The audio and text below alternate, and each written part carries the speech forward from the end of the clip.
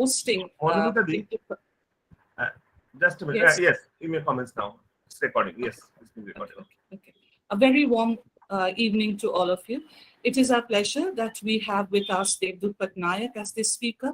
We have been hosting, or we have been having the lecture series in the department for some time. This would be the second in this semester.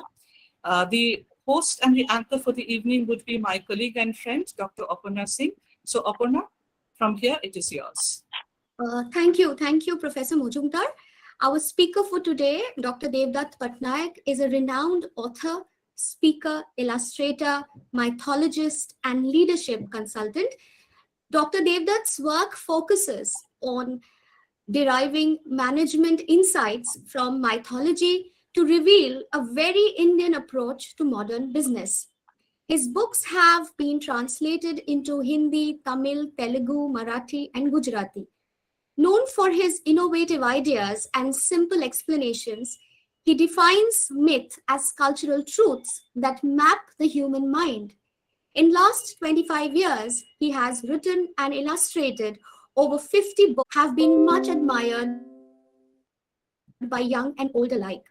Former advisor to companies such as Jio and Disney, he is much sought after speaker on leadership culture, change, and governance.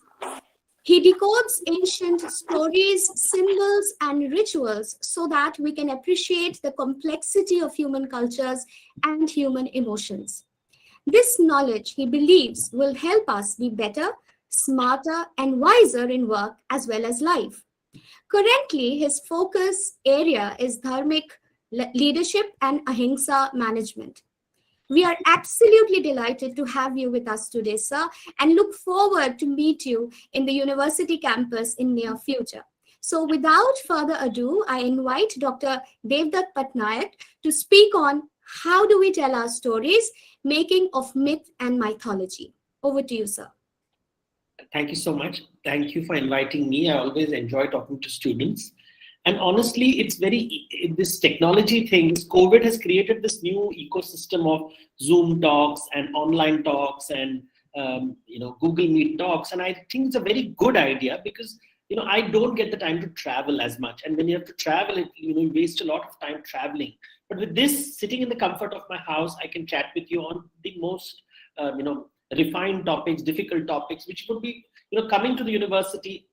I keep getting invited to so many universities and it becomes difficult from a very practical point of view. But I think this technology has sort of broken space and time barriers. And I think it's a very good thing. And I'm really enjoying it because in the last 2 years, I've spoken to so many universities, so many students, which would not have been possible in the previous 20 years of my career.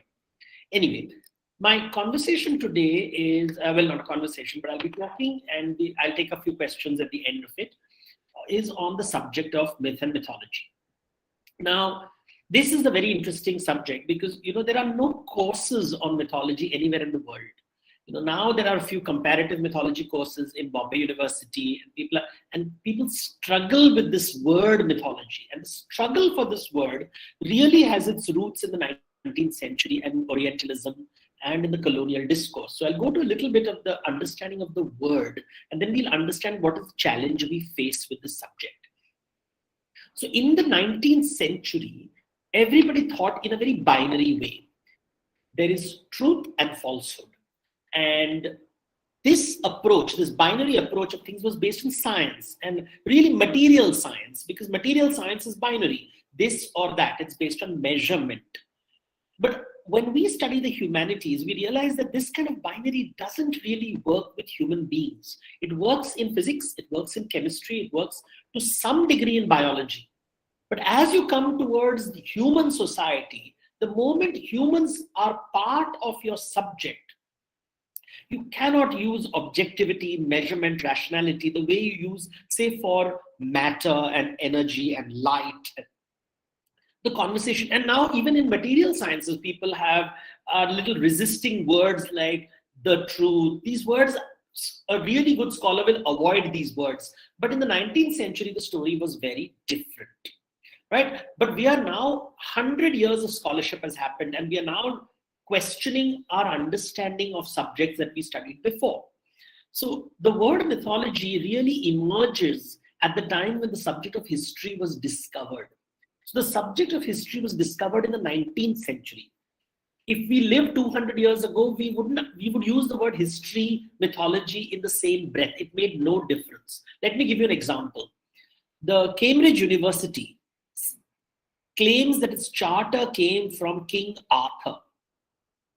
Now, King Arthur is a mythical figure, but Cambridge University claims that it got its charter from King Arthur. Now, we know that that is not true, but in the 14th and 15th century, it was seen as truth.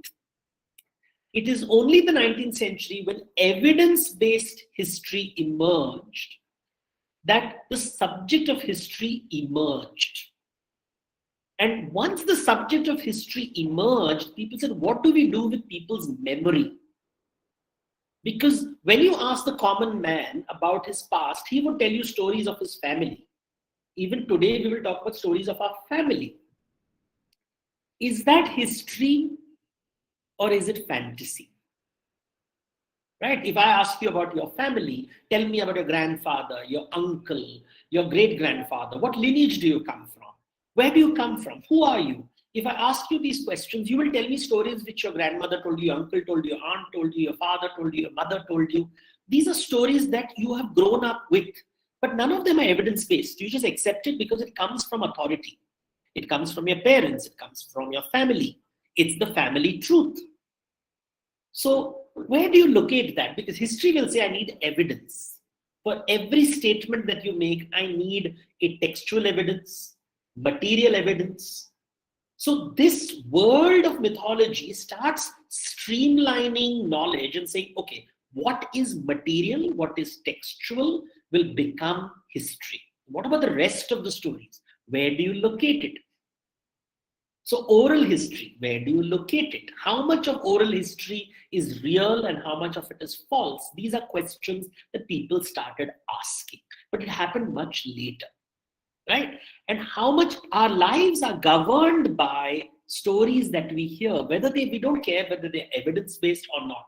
Our lives are governed by the stories that we hear.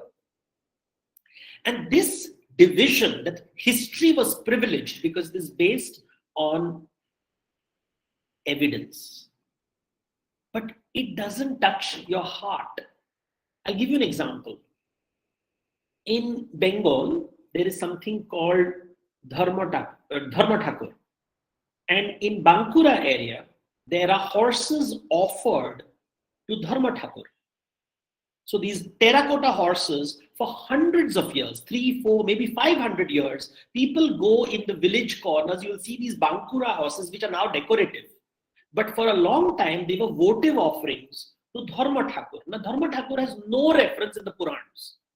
But there is Mangal Kavya written on it. And there is a beautiful story of Lao Sen and his family and his journey and his adventures of how he was the son of a great king who had enemies, and his father lost his father lost all his sons, and how he was born with the help of Dharma Thakur, how he becomes a great king, a great leader. He has a lot of adventures, which is part of Mangal Kavya. And then he himself becomes a great hero. His mother becomes a great heroine, and they both become famous because they are worshippers of Dharma Thakur. Now, where do I look at? I've got the Mangal Kavya, I've got 3, 4 versions of it. It is, somebody has put it down, somebody has analyzed it. Is it a real story or is it a false story? The person making the offering of the wood, of the terracotta horses, says Dharma Thakur is real. He's real. Now imagine a historian comes and says, but there is no historical evidence of this person. This is false. That nobody's going to like this. Nobody's going to like the historian because he's telling the truth. What he's telling me is evidence-based stories. But what about the stories like Dharma Thakur's story? Right? And this is where history starts getting contested and people start talking about history, mythology, fantasy. People keep asking me, favorite question, no matter how much I explain, is Ramayana real? Everybody asks me this question, no matter how much I give, because they're in doubt. Nobody asks me, is Ashoka real? Is Muhammad real? Is Jesus real? Nobody asks me this question. They will only ask me, is Ramayana real? Perhaps because we are in India. And the assumptions of what is real and false is communicated through our stories. So for the sake of simplicity, we have got evidence-based understanding of the past, which comes in the subject of history. And all historians know how difficult it is to prove or disprove things. But that is a method of understanding the past. Then we have a whole bunch of stories. We sometimes use the word legend for it. A legend is used when it has a political purpose. Then you use the word legend for it. It has some material purpose. For example, in Maharashtra, Shivaji is revered a lot. And you can see a clear division between the legends of Shivaji and the history of Shivaji. And one of the legends of Shivaji, which is very powerful, is the idea that the goddess appears and gives him a sword, Tulza Bhavani. And the goddess is located in a place called Tulzapur. And she gives, and this photograph you will find across Maharashtra, of a goddess giving him a sword. Now, is that real or false? The people will, everybody in Maharashtra believes it is true. Because this one story legitimizes Shivaji as the king of the Marathas. And so legitimacy, why are you a king? On what basis do I decide that you are king? What makes you special from other human beings? And the story of Tulza Bhavani legitimizes it. I traveled to Vietnam a few years ago, and there's a lake there. And I heard the story of a local king who receives a sword from a goddess who is riding a turtle. And she gives the sword to this king, and he establishes the kingdom of Vietnam. And I said, oh, this sounds so much like Shivaji's story. And you realize that such stories exist everywhere. King Arthur pulling out a sword from a rock, which makes him the king of England. So he has now got divine sanction that you shall be king of England. Imagine in Arabia, 1400 years ago, a man says, I spoke to God and he told me these things. This is the conversation I had with God. How do you prove it happened? Is God a historical figure? If God is not a historical figure, can a prophet be a historical figure? Then the Quran, does it become a historical document or a mythological document or a fantasy? That's another extreme. Kavya Kalpana, pure imagination. Like Harry Potter, Lord of the Rings. We know that is fiction. So we have history, we have fiction, and now between that you have stories of Dharma Thakur, you have the story of Tulza Bhavani, you have the story of Muhammad speaking to Allah, you have the story of Jesus resurrecting himself after 3 days. Where do I locate these stories? Because I have no evidence for them, but they are believed by many people to be true. Where do I privilege belief? And then I ask the question to people, is justice real or a belief? Is equality real or a belief? And then the mind starts to think. And you suddenly realize human society is based on belief. That is what makes humans different from animals. We believe in equality, or we believe in caste, or we believe in justice, or we believe in God, and that shapes our society. And belief does not have evidence. Stories based on belief form the bedrock of mythology.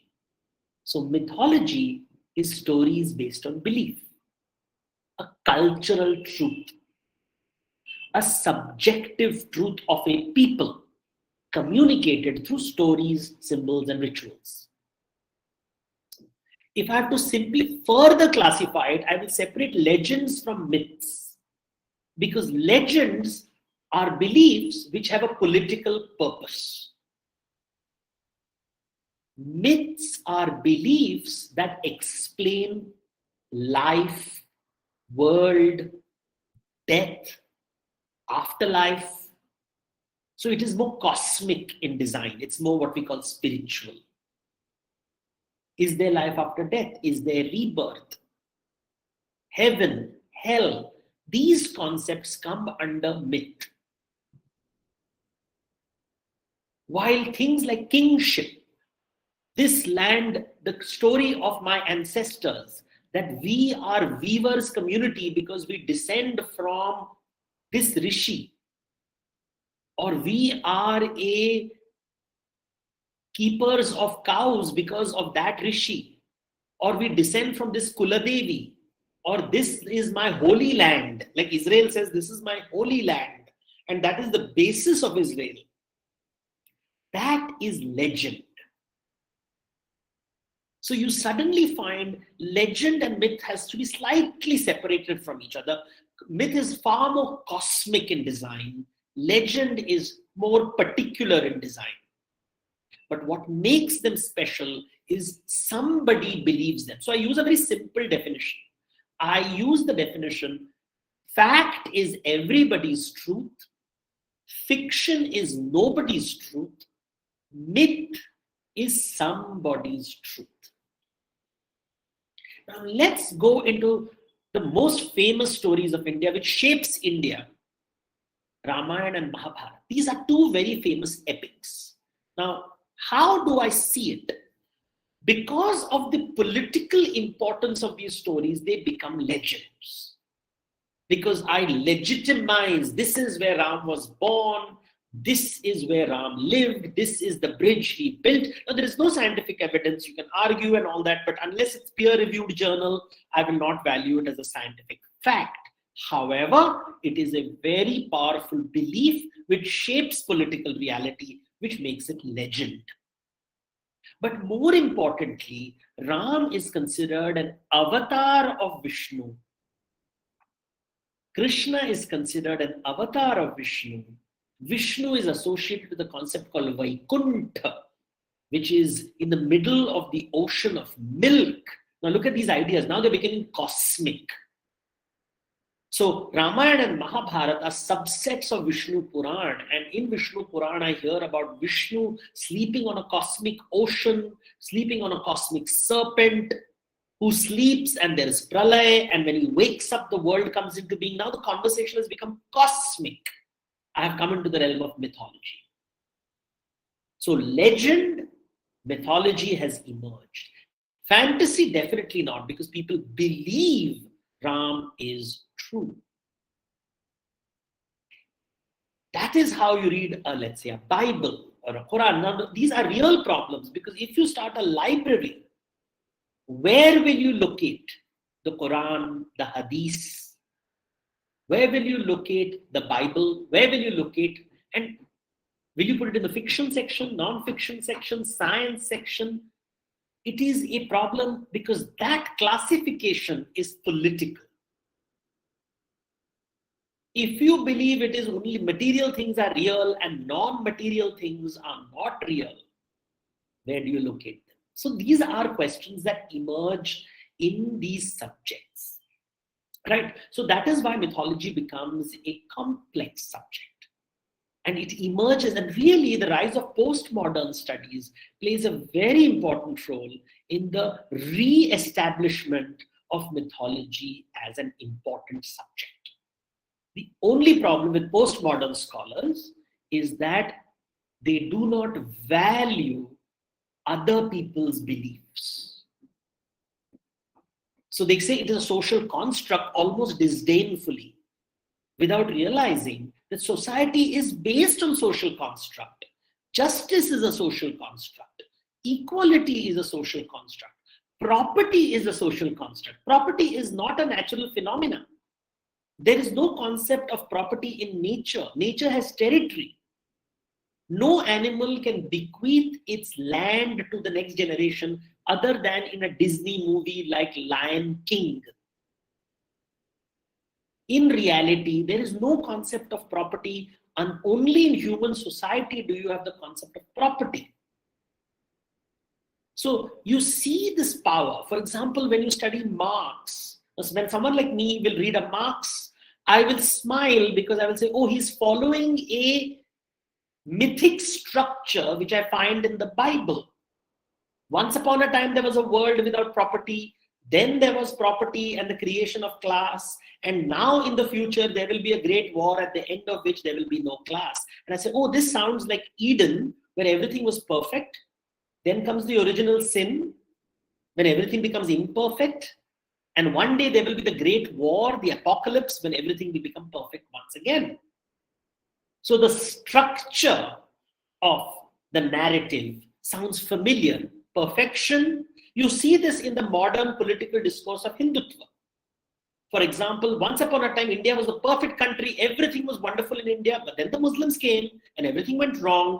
And we will go back to the original world. We will use words like decolonization to decontaminate the world so that we'll go back to the lovely world which existed before the Muslims came. Now that's a mythic structure which is being followed. It is very similar to the Marxist structure, which is very similar to the biblical structure, but is not similar to the Jain structure or the Hindu structures, which says there is never perfection.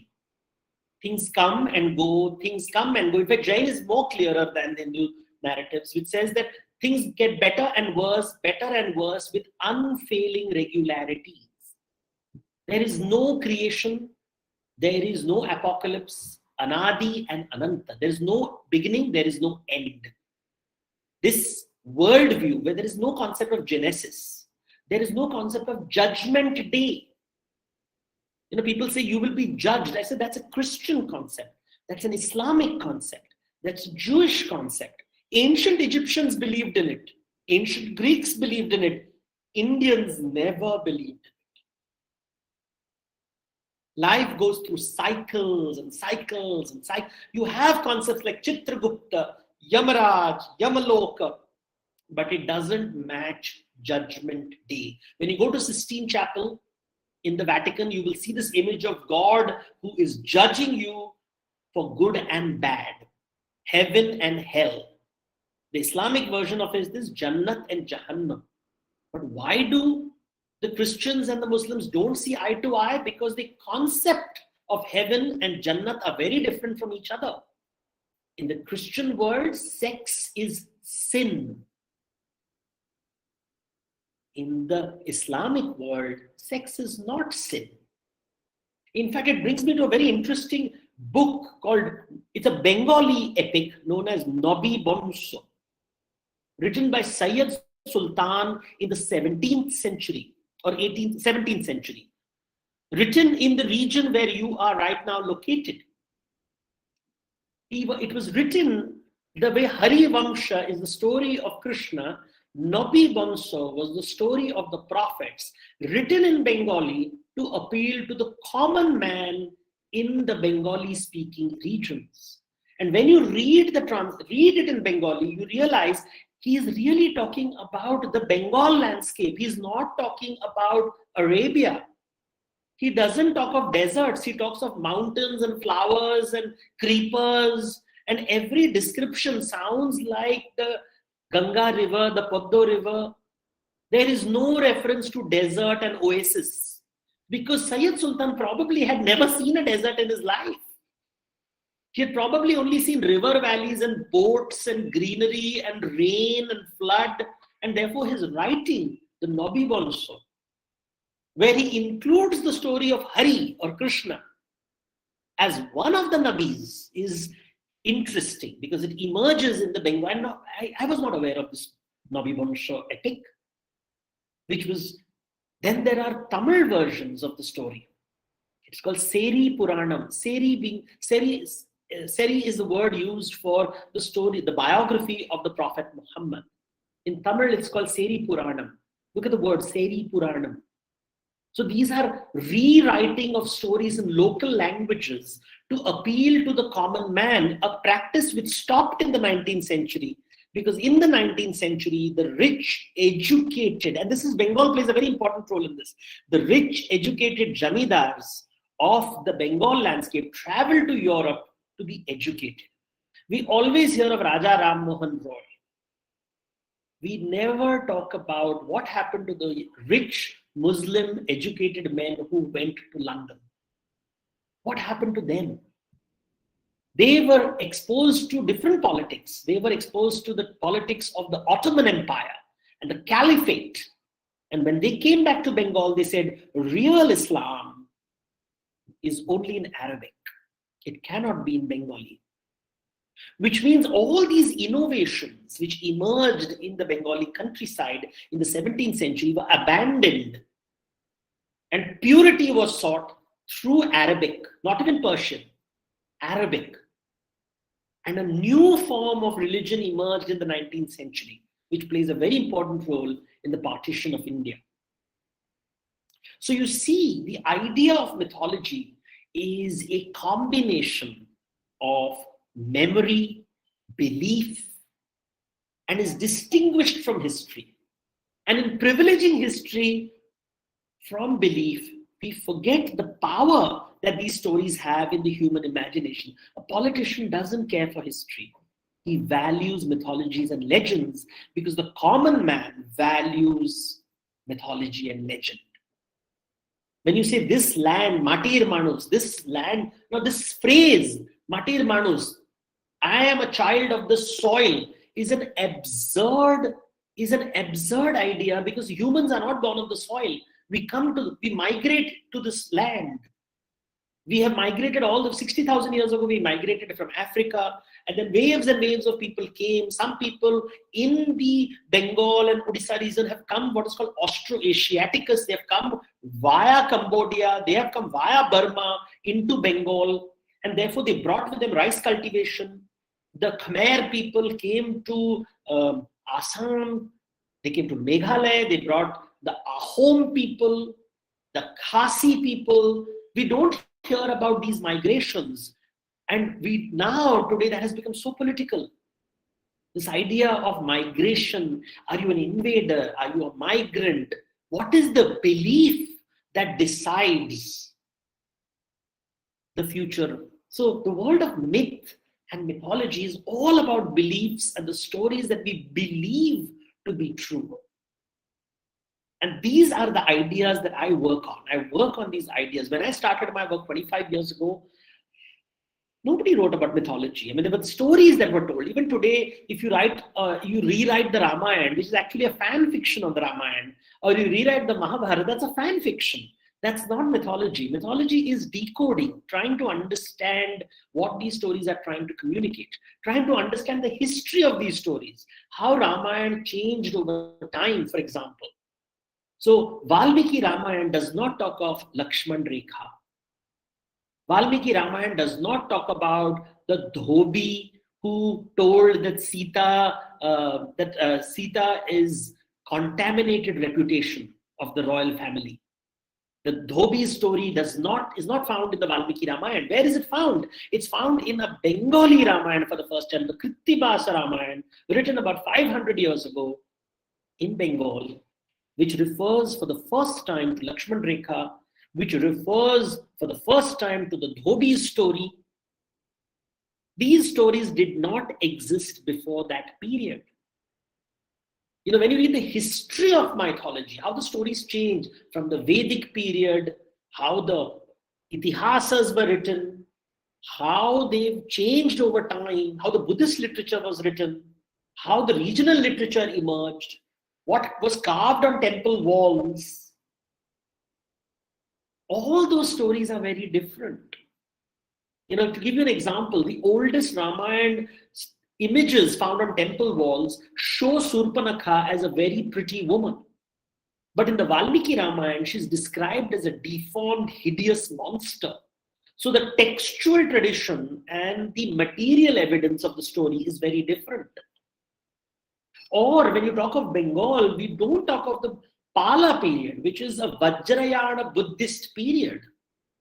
Between Harshavardhan, who lived at the time of the Prophet Muhammad, and the rise of the Sena dynasty, Bengal had a very strong tantric Buddhist tradition. Even today, Kali is called Tara, which is a Buddhist name. So the Buddhist traditions, the old Hindu traditions, Anga, Vanga, Kalinga, these are the words which are used in the Vedic literature. In the early Vedic literature, Aryavarta is only North India, not even North India, Gangetic plains. The Ganga Yamuna Doab, it doesn't come down to what is today Bangladesh. So the idea of India has shifted over time. Stories change over time. So mythology, you have to study this shift in storytelling, the shift in imagination, the shift in how ideas emerge. Like I said, Nobby Bonsha was a great idea, but why are we not talking about, even only recently someone has done a PhD thesis from Dhaka University on Nobby Bonsha. And you can find this book, I've managed to get it with great difficulty, asking people, and finally managed to get it in Kindle for a ridiculously high price. But it's a PhD thesis, very well written PhD thesis, because somebody said, you know what, these stories are important. I don't want to go after puritanical Islam based on what happened in the Ottoman Empire. In the same way, why did Brahmo Samaj reject Ramayana and Mahabharata stories? Why did Arya Samaj reject Ramayana and Mahabharata stories? We don't talk about it. Today, you see all of them only focus on Vedanta, Vedanta, Vedanta, but really political power came from Ram's story. It didn't come from Vedanta. It didn't come from Shankaracharya. It came from the story of Ram. Very well used by a political establishment to grab power. That's how stories are told. When you read the early writings of the Pala dynasty, they refer to mythological concepts like Matsya Nyaya. Matsya Nyaya, there's a reference in the Pala dynasty epigraphy where it talks of Matsya Nyaya, which is Jungle Raj. And these are concepts which are found in the Dharma Shastras, in the Vedas. And therefore you see how legitimacy is being established. So this is the world of mythology. As you all are students, let me simplify. The definition of myth is somebody's truth or a story based on a belief, a subjective truth of a people. Mythology refers to two things: the body of stories, symbols, and rituals which communicate a myth. It also refers to the analysis and the decoding of the stories, symbols, and rituals which communicate the myth. So myth is an idea. Mythology is the embodiment of that idea. Mythology is also the subject by which you analyze and decode this body of literature and art through which an idea is communicated. Mythography is more analytical. Mythopoesis is about the subject studying the story through time, how it studies. Or mythopoesis, how does it change over time? Mythography, different schools of thought. I follow basically the structural school of thought of Levi Strauss. Then there is the psychoanalytical school. There is a comparative school. Right now, structural school is considered amongst the more sophisticated ideas because it's people are talking about post-structuralism, structuralism. All these words are emerging in the literary spaces.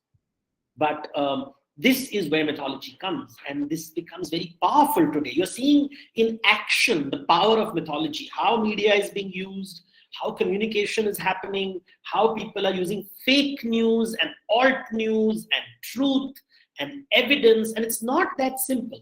I will conclude with one evidence of how a historian can get things wrong, but because of the privileging and power of history, it creates a backlash which has traumatic effects on academia, right? Because unfortunately, many times academia becomes activism, and that creates political conflict.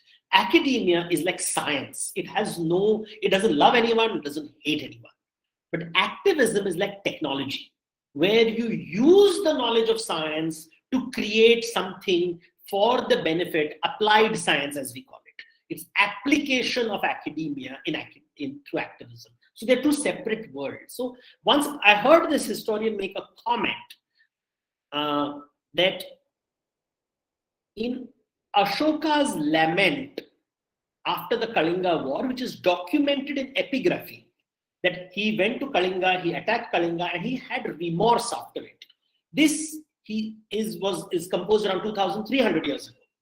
Now we know that the Mahabharata was composed after this period, or at least put down in writing after this period. It may have been an older story, but the documents that we have, the manuscripts that we have, is post the Mauryan period. And she made a comment that the Shanti Parva, or Yudhishthira's grief, was inspired by the Buddhist writings. And this led to a lot of right-wing rage, that how dare you say that Hindu story is influenced by a Buddhist king's writings. I could understand where she was coming from, where she was trying to say that dating-wise, this is older, this is later, but it is not a simple thing, because Ashoka was a plunderer. He went to war to plunder a land and then felt remorse. Yudhishthira is fighting a war not of plunder, but to seek the land that belongs to him. So his fight is, give me my land back. He's fighting, we can use the word justice for it.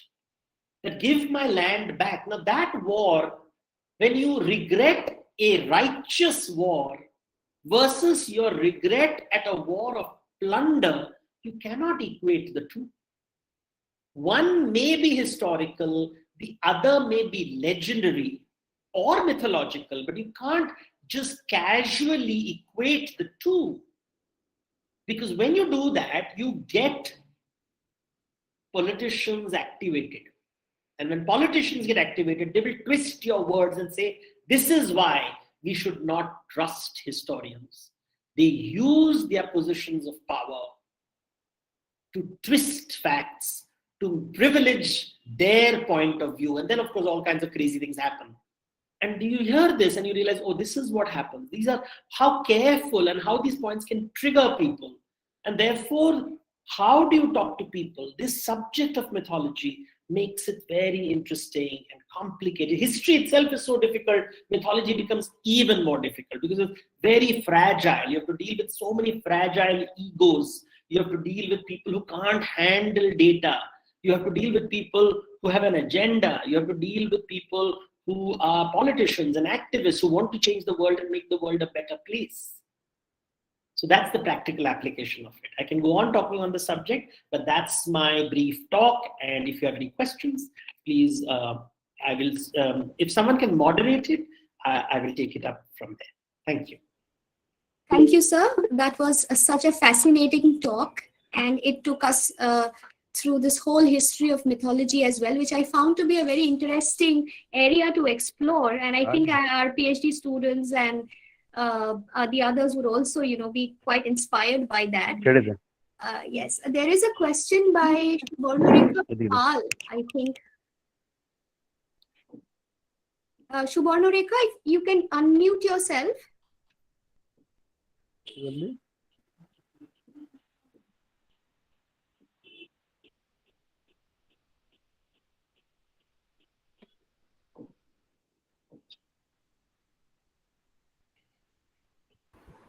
I think Tasnova also has a question. We can take hers, Aparna. Yes, Tasnova, you can please unmute yourself and ask a question, or you can type it in the chat box. It's easier if you type it, because then, yes. Otherwise it leads to, let me read it and I will, I think that'll be easy. Do I get access to the chat box? Yes, I do. Yes, of course. I think that's easier. I just type it here because I've done this before. This is easier. So I will look at the questions and then I'll type it in. Maybe I can take one question from one person, and then meanwhile others can just type the questions in, and then I will look at the questions from there.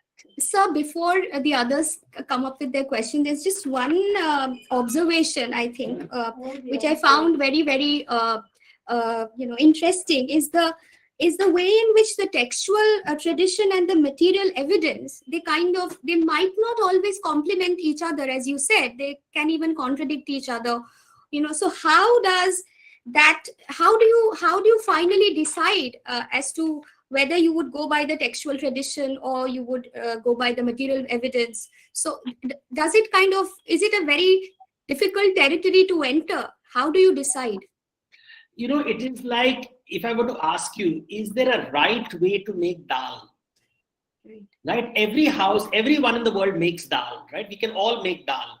But the way you make dal and the way I make dal is very different. And my neighbor makes dal very different. And we all put our own flavors.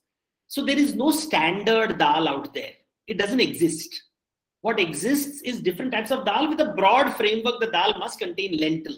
If you don't have lentil, it can't be dal. I mean, we have some basic rule over there. Well, lentil has to be there, but what spice you use, how much ghee you use, how much do you boil it?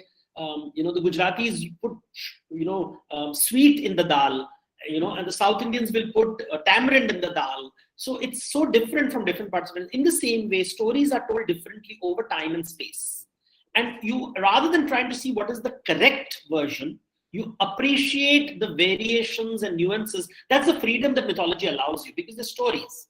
And how did they, I'll give you a practical example. So in the Valmiki Ramayana, when Ram and Sita and Lakshmana are crossing the sea, there is a very famous story of the Kevat.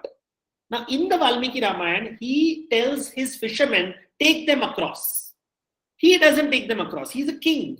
He's the king of the fisher folk. And he tells his people, inko leke jao us taraf.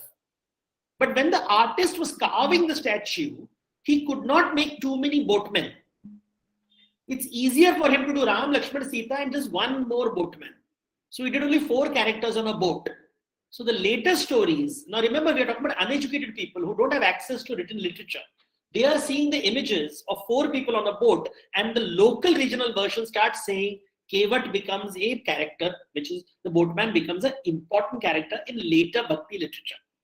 So how the story has shifted, because the unlettered people see it, the visual people see it, and you have to enjoy the journey rather than trying to say what is right. Because but what is right, the moment I hear this word, I say, oh, a politician has been wrong. I can't hear Can I just ask one question? Sure. Yeah. Sure. Well, let me introduce myself. I am Professor Aparajita Hajra. I am the professor in the Department of English here. Well, it was a very fascinating lecture. Let me say that. I know that you've heard this 1,001 times, and I've been an avid fan of yours. I have all your books. I used to be an avid watcher of Devlok with Pattanaik, so that was there. So seeing you on screen is fascinating. Now, what I wanted to ask is that, the West has a very definitive idea of teratology. They talk about monsters, and when they talk about monsters, it is a completely different kind of idea than what we call monsters. Monsters is a word which I'm using for want of a better word, because we have this inverted pantheon of Rakshasas and Danavas and Daityas, and you name it, we have it. Now, this is completely different. And when I take, from my meager knowledge of the Ramayana and Mahabharata, what I find is that, and the Vedas also, what I find is that the Rakshasas are not always all bad. So we don't have that binary that the Rakshasas are bad and the gods are good. So you have Indra, who is taking up a lot of I would say, immoral ways a number of times. And on the other hand, you have the Asuras, who sometimes you feel sorry for them, that the gods are tricking them around, But it is so completely different from what we have as Ifrit or what we have as Satan in Christianity, or, So how would you explain the fact that we kind of like don't believe in complete bad and a complete good? So we are mixing up things. How does it help us? So one has to understand that the Western mythologies are based on you live only once. Okay? Yes. Greek mythology, both Greek mythology, which is polytheistic, and biblical mythology, which is monotheistic, both of them believe you live only once. In the Greek world, anything which was chaotic was a monster. So a sphinx, which is half lion and half human, is a monster. Anything which is not in a neat box is a monster. So the chimera is a monster because it is part goat, part lion, part serpent, so that's a monster. In the biblical tradition, anyone who opposes God becomes a monster. So the reptilian creatures, they decided to, and they were mostly shepherds, so wolf becomes bad. The wolf becomes bad because shepherds hate wolf. The goat you don't like because the goat has a mind of its own. It will not follow, sheep will obey. So you find Satan is. that's why Satan has goat's legs, serpent tail. So that's how it emerges. India is based on rebirth. In a rebirth traditions, and the division, this moral division emerged only because of the colonial discourse, right and wrong. I always tell people, if you read the Ramayana with judgment, you have lost the point of the Ramayana. Because judgment is a Christian concept. And Ramayana is not written through the lens of judgment. It is written through the lens of ego. So you look at every story from the lens of who is egotistical and who is not. And then the story starts revealing many magical things. That's the code. The code is ahankar. The code is not right and wrong. So you have to know the key. It's hermeneutics, right? It ultimately comes down to how do you interpret a text, which is hermeneutics. So you have to understand the hermeneutics circle. I'm sorry if I'm sounding very academic, but I've never trained in this, but I had to learn this in order to decode these books. Hermeneutics is a very important subject. And the problem is, even today, Ramayana and Mahabharata is decoded using templates which are found in the biblical traditions, which is unfortunate because mythology is not a subject in classrooms. Right? Maybe some literature professors are teaching it. Honestly, the book, if you're a literature student, you must read a book called Myth, Critical Edition by Lawrence Koop. It's a very good book. Lawrence Koop, Critical Edition, Myth. Lawrence Koop. It's about 20 years old. It's dated now, but it is a fabulous book. You must keep it in your library for students who want to understand. I will now take the question. I think there are two questions. Shubharnarekha Pal has asked me the question, do you think mythology is related to religion? Why is it mostly to mythology? So first, religion is a subset of mythology. Mythology is not a subset of religion. So mythology is a way of explaining the world. Religion uses mythological vocabulary. So does the nation state. Nation state uses, like the Indian national movement, is a mythic narrative to explain the establishment of India. The Pakistan national movement will be a mythic narrative to explain and justify the story of Pakistan. The Bangladesh Liberation War is a mythic narrative to establish. So they are using mythology to establish the nation state. How do you place it? Is it a religion? So why is it related mostly to mythology? Hinduism, that is because you live in India. If you lived in America, you would realize, or just do a Google search, Islamic mythology, you will find lots of articles on Islamic mythology. Do a Google search on Christian mythology, you will get lots of articles on Christian mythology. Do African mythology, Australian mythology. The problem is in India, we are only thinking that India is the world. India is not the world. India is a small part of the world. So just Wikipedia, go to the mythology page and you will realize Hinduism is like one little topic in the subject of mythology. It's a tiny topic. Unfortunately, Indians think we are the most important people on earth. We are not. So that's one point to remember. There are too many questions, so I will not answer all the questions. Mythology of the Santhal, you have to do research on it. So as I said, every community has a mythology. Every community has its mythology. So how do we explore them? Go and talk to the Santhals. Go there. Go and talk to the Santhals. They have their stories. Do your research. Do your PhD. Which Santhal? There are many Santhal communities. There's no one Santhal community. Are you going to talk to the men? Or are you going to talk to the women? Because the women's stories will be different from the men's stories. And there you will have your feminist Santhal. Because she will come up with her own version of the story. And how much of the story is contaminated because of exposure to non-Santhal cultures. Right? So if the student has been educated in the university, how much of the storytelling will be based on accurate Santhal literature, or will it be colored by the education that they have been exposed to? Right? So those are things. Let's look at the question from Tasnova Sharmin. I hope I'm pronouncing the name correctly. Mythology is a combination of memory and belief for everyone. Mythology is about belief, not memory. Belief. Memory is, all stories are memories. So memory is established for every story, any story, even history is memory, right? Memory that is ratified by evidence becomes history.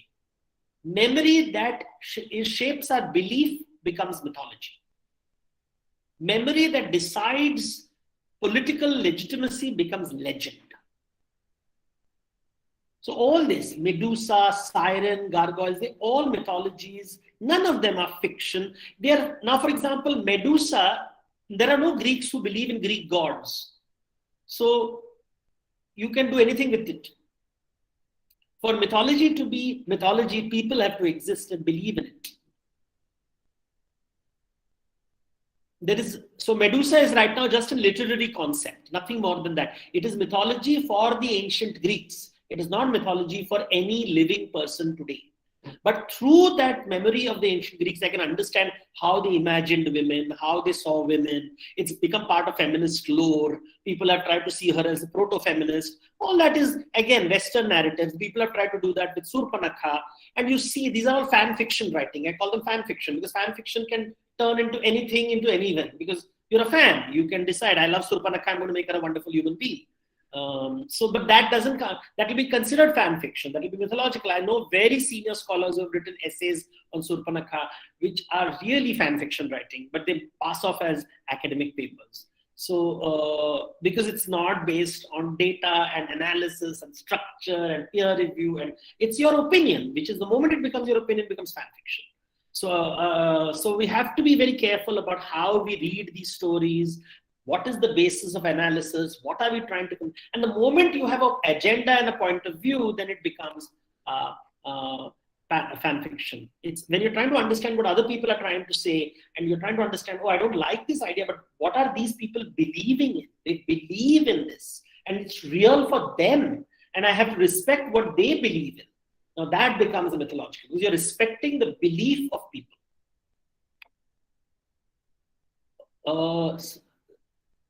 Samapti Chatterjee has asked, Northeastern India myth pervades. Everything is valid. Every community. So just as I spoke of Santhal, every community has its own story. It is what shapes. So ask yourself, why is a Khasi person a Khasi person? Why is a Garo person a Garo person? Why is a tribe a tribe? A tribe is a tribe because they all collectively have certain common memories of the past. Certain beliefs about trees, about rocks, about water, about rituals, about marriage, about their body, about marriage, about relationships, about life, death, funeral, all those practices. In the anthropologists are familiar with this. But anthropologists do not specialize in stories, symbols, and rituals. It's one part of anthropology. While again, anthropology has a very colonial origin. But mythology plays a very important role in anthropology because you're trying to study the stories, symbols, and rituals through which this community imagines its identity. So that becomes, so when you say, are these myths equally valid? What do you mean valid? Who decides what is valid? You have to ask that question. You are now sitting in judgment and saying, is this myth valid or not? That's a very judgmental question. Because you have decided that you have given yourself the authority to decide whose discourse is valid. So be careful. These are, unfortunately, we don't realize in scholarship what is the role of that scholar. Is the scholar a judge? Those are the things. Like a scientist, when you are studying chimpanzees, how will you study chimpanzees? You don't judge them.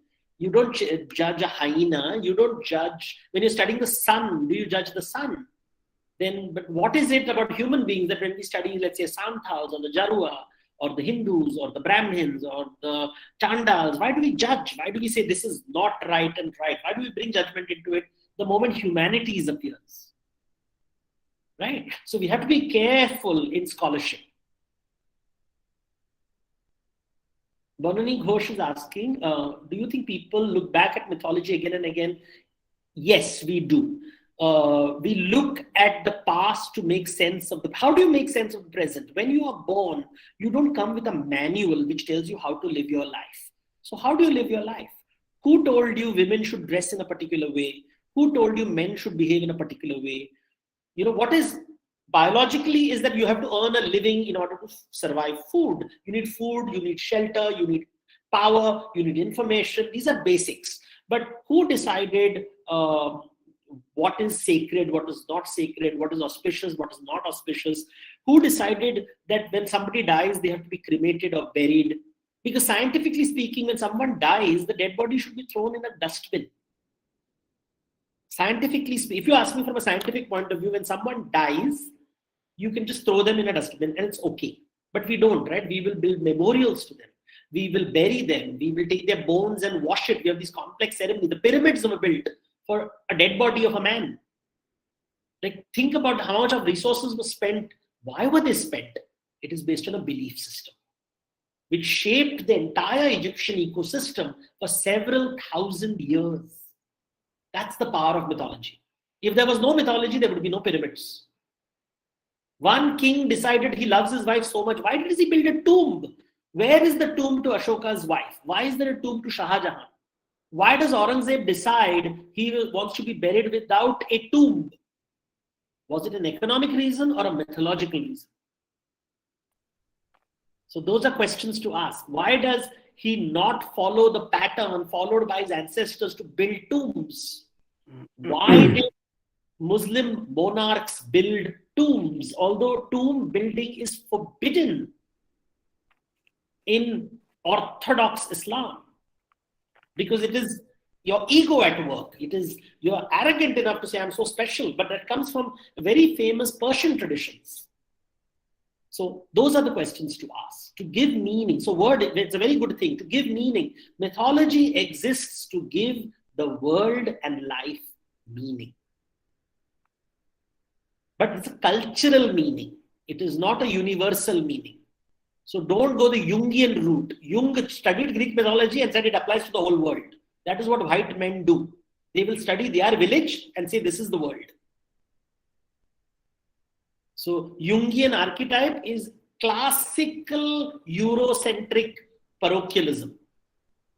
Without understanding the world, he decided it is universal consciousness. Manjishta Basu, I'll answer two more questions and then I will stop because it is 7:30, if you don't mind. So I'll take the next two questions. So that's, as I said, fan fiction. So fan fiction, like for example, aliens built the pyramids. On YouTube, you can just search Kailasa temple, which was built unfortunately by Rashtrakutas in the 8th century, has been now, credit has gone to some alien and it has more views than the History Channel. Or you have a Discovery Channel talking about how Ram Setu was built by in a particular way. And I'm like, okay, these kind of theories do exist everywhere in the world. Noah's Ark, people have found Noah's Ark in different parts of the world. In Egypt, they believe that the Paigambar Idris built the pyramids. Pyramids were considered to be the granaries of Yusuf for a long time. They were considered granaries. So these stories exist everywhere in the world. I think Sangamitra Mukherjee is asking about the book I recommended. It's called just Myth, Critical Edition. Critical Edition, Myth, Lawrence Coupe. Coupe. So that's the book. You'll find it in the bibliography of my books. If you just go to any of my books in the bibliography, I have referred to a lot of books which can be used for myth theory, for theory myth. So we'll just take 5 minutes of yours. We just have our register, sir. So he's register of the university. So, we will ask him to just say a few words and then, of course, we move on to the conclusion. Okay. Aparna, if you could, please. Yes, we have Registrar Sir, Dr. Saidur Rahman with us today. So I request Sir to kindly just say a few words. Sir? Very good evening. First, I would like to express my sincere gratitude and thanks to the Department of English for organizing the online lecture series on the topic, how do we tell our stories, making of myth and mythology.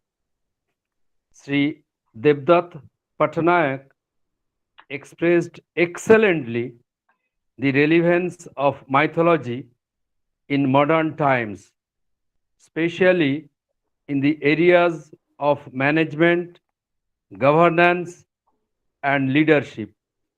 It was really very interesting to know the various myths and legends of different religion and society. I would like to convey my gratitude and sincere thanks to Sri Devdutta Pattanaik, the honorable speaker, for delivering the online lecture. I also would like to thank all the participants. I am sure that the students and the participants had an enriching session. Thank you very much. Thank you, sir. Thank you for your encouraging words. Now, Madhumita Di, should we go to the conclusion? Yes, the last vote of thanks. Okay, so I request Madhumita Di, Professor Madhumita Majumdar, the HOD of Department of English, to kindly convey the vote of thanks. Thank you, Aparna.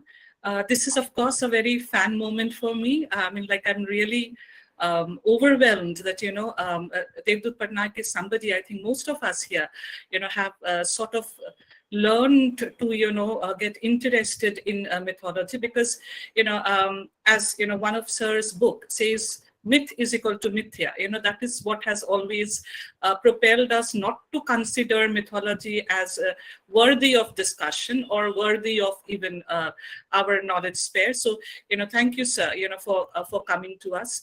I would love to mention here that, our Honorable Vice Chancellor, she herself is, somebody who's deeply interested in myth and mythology. And, I was in a conversation with her yesterday. Today, because of educators meet that she had to, attend, she couldn't make it. But she was saying that she would, if she had been here, she would have wanted to talk about the character of Vidura, which she says, interests her much. And, that she believes, would be lovely to know. And she had also told to me it has been like a 3-generation thing, her mother, herself, and her daughter, all of them, great fan of yours. So, and coming to the academic session that we had here today, of course, our students, we do them, we do understand that, this is a little part of the syllabus that we do. But beyond that, you have opened our minds to a lot of things, especially as researchers, especially as academicians. You have opened our minds to those spaces that perhaps we don't look into. And thank you, sir, for that. I would love to, thank all my colleagues here who are present. Of course, the faculty members in the department, Dr. Aparna Singh, Dr. Aparajita Hajra, Dr. Oindrila Ghosh, Kumar Aditya, Dr. Habib Suban, and Mallashri. We are like a team, and of course, they have been there. And of course, there has been a flutter in all our hearts, when we finally got a confirmation from you that you would be here. So I share the excitement of all my faculty members with you on this note. Our students have been equally excited. I would thank, of course, our registrar sir, our VC man, the dean, and of course, we also have the Dean Students Welfare with us, Tanya Chakraborty, who had been also with us through the evening, and the faculty members of the other departments, who had also joined us. And for the one last time, thank you so much for being with us. We hope it is just the beginning of a journey. Thank you so much. Thank you, sir. Thank you. Thank you so much. Bye-bye. Bye-bye.